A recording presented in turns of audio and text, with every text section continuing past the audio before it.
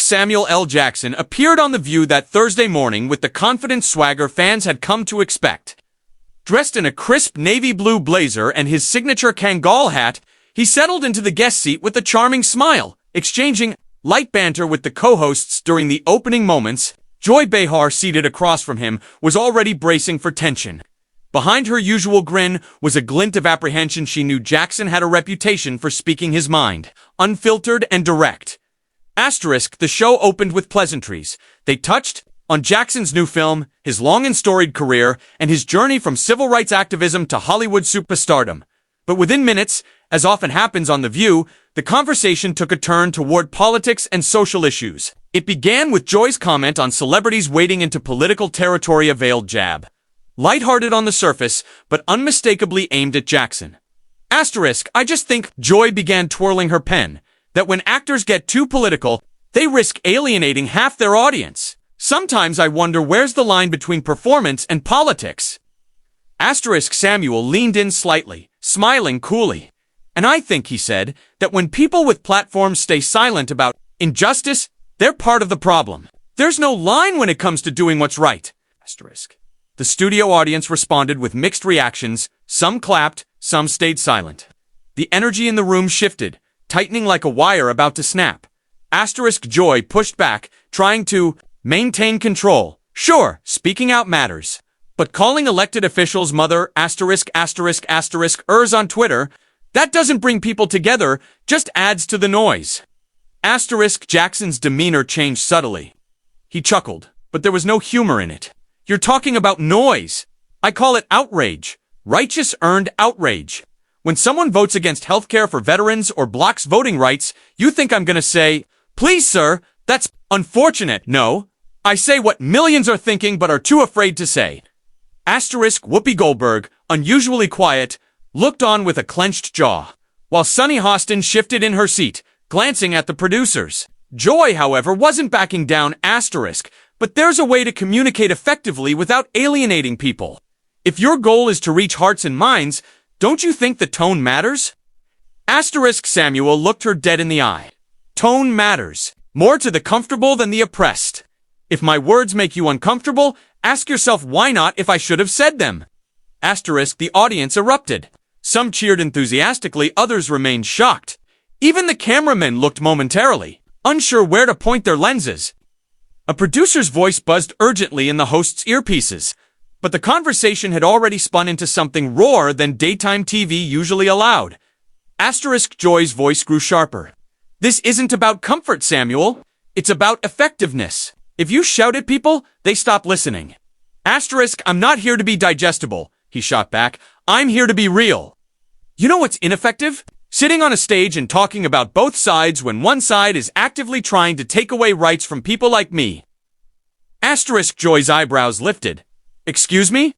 You heard me, Samuel continued, eyes flaring.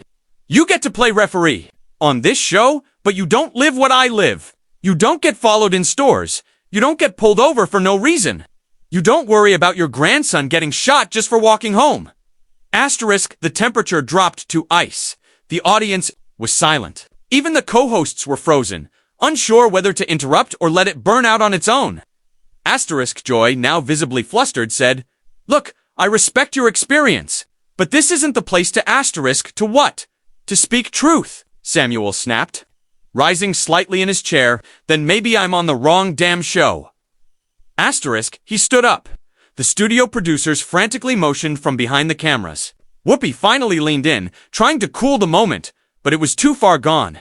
Samuel pulled off his mic, tossed it gently onto the table, and looked directly at Joy. You wanted a conversation.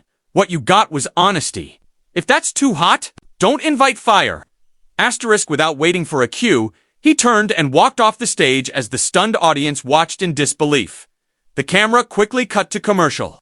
Joy stared down at the table, visibly shaken while the other hosts sat in stunned silence. A moment of unscripted television history had just unfolded, and the aftershocks were only beginning. The fallout from Samuel L. Jackson's walk-off from The View was immediate and explosive. Within minutes of the live broadcast cutting to commercial, social media had already lit up. Clips of the confrontation between Jackson and Joy Behar were clipped, looped, subtitled, and shared across platforms. On Twitter, hashtags like hashtag Samuel Jackson Speaks, hashtag View Meltdown, and hashtag Joy vs Jackson began trending globally before the East Coast had even finished lunch. Asterisk. The producers of The View scrambled behind the scenes. Executives from ABC were reportedly in meetings within the hour trying to determine how to respond. A carefully worded press release was issued by the afternoon. We respect differing opinions and spirited debate, but guests are expected to follow standards of professionalism and respect. We thank Mr. Jackson for joining us, but his behavior on today's broadcast did not meet those standards. That only poured fuel on the fire. Samuel L. Jackson, known for his fierce authenticity, wasn't about to let the network spin the narrative. He posted a 2-minute video on Instagram later that day. Leaning into the camera with the same fire in his eyes that had just scorched national television, he spoke directly to his fans. Asterisk. You want me to sit there and be a good little guest? Smile, nod, talk about a movie, and act like I don't see what's going on in this country? Nah, not me. I'm not going to shrink myself for the sake of a morning talk show built on pretending to care. Asterisk. He paused, then added with a shrug, I didn't yell. I didn't curse. I told the truth and they couldn't handle it. Asterisk. The video racked up millions of views in a matter of hours. Comments poured in from across the spectrum. Fans applauded him for his courage, while critics accused him of being too confrontational. The debate quickly transcended Samuel himself, becoming a broader argument about race, class, privilege, and the limits of polite conversation in the face of injustice. Asterisk. Meanwhile, Joy Behar remained silent for most of the day. It wasn't until the following morning when The View returned live that she finally addressed what had happened. Asterisk. Sitting at the table with an unusually subdued posture, she took a deep breath and said, Yesterday's show got more heated than expected. We've had many passionate guests over the years, and we welcome diverse voices. But when passion turns into confrontation, we all have to reflect on how we got there. Asterisk. She never said Samuel's name directly, but everyone knew who she meant. She stopped short of apologizing or condemning, walking a tightrope between damage, control, and staying true to the show's tone. Asterisk. Whoopi Goldberg took a different route. Sometimes, the truth doesn't come dressed in politeness, she said plainly. And that's okay. It's daytime TV. We're not curing diseases here. We're supposed to have tough talks. But we have to know when we've crossed a line. Asterisk. Backstage. Reports leaked that several of the producers were divided on the decision to disinvite Jackson from ever returning. Some felt he brought real conversation, the kind that ratings couldn't buy. Others felt it risked the show's carefully managed balance between progressive conversation and mainstream appeal. Asterisk. In the days that followed, Jackson's stance hardened. He appeared on The Breakfast Club, where he recounted the experience in detail. Asterisk. They wanted fire. They just didn't want to get burned, he said. If you invite me, expect me. All of me. Not the edited version. Asterisk. His supporters rallied online, creating merchandise with phrases like, Let Sam speak and I'm not here to be digestible. Direct quotes from the viral confrontation. Celebrities like Viola Davis, Mark Ruffalo, and Taraji P. Henson voiced their support, applauding Jackson for refusing to sugarcoat systemic issues for the sake of ratings. Asterisk. Of course, others weren't as sympathetic.